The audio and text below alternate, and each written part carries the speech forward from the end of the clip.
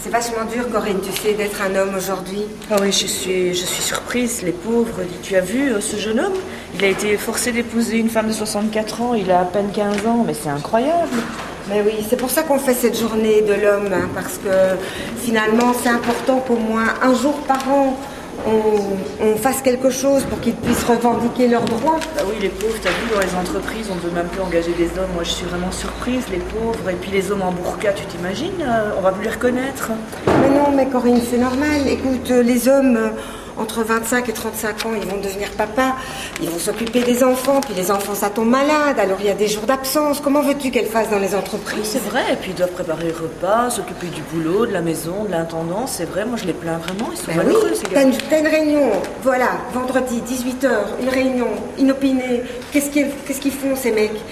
Ma femme m'attend, il faut aller chercher les gosses, tout ça. Non, ça va pas. C'est insupportable.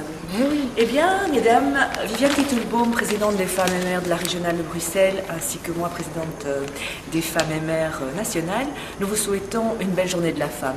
Nous avons voulu mettre en avant aujourd'hui, avec l'aide de toutes les femmes libérales, l'Espoir. L'Espoir est un journal qui vous met en situation par rapport à des événements particuliers que les femmes vivent au quotidien. On les a inversés et on a parlé des hommes aujourd'hui pour faire prendre conscience de tout ça, n'est-ce pas, Viviane?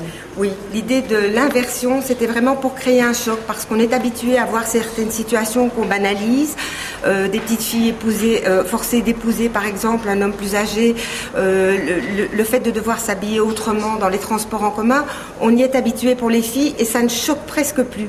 Et donc en inversant les situations, on a décidé de créer ce choc pour sensibiliser, comme l'a dit Corinne. Et puis notre combat au quotidien, c'est aussi avec l'aide de Didier Reynders, améliorer le statut des femmes par des primes par rapport à l'augmentation de la prime pour les gardes d'enfants, par exemple la déductibilité fiscale. C'est aussi Sabine Laruelle qui s'occupe du statut des femmes indépendantes, parce qu'aujourd'hui, une femme indépendante a exactement les mêmes droits au niveau des allocations familiales, au niveau de toute son harmonie personnelle à développer qu'un homme. Je trouve que c'est important de le souligner. Et OMR, c'est quand même aussi un combat politique.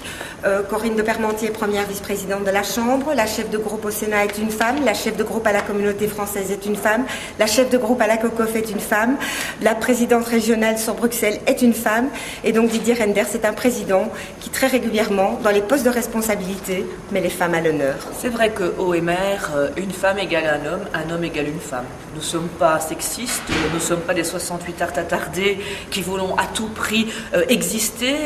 Une femme peut exister à travers son travail, à travers sa personnalité, tout comme les hommes. Donc, une femme égale un homme égale une femme. Et je voudrais aussi dire, en cette journée internationale des droits de la femme, que nous n'oublions pas les femmes violées au quotidien dans l'Est du Congo, notre combat pour les femmes au Darfour, toutes ces femmes comme Aung San Suu Kyi qui sont aujourd'hui enfermées, qui veulent libérer la démocratie, la liberté pour tout un et pour toute une chacune.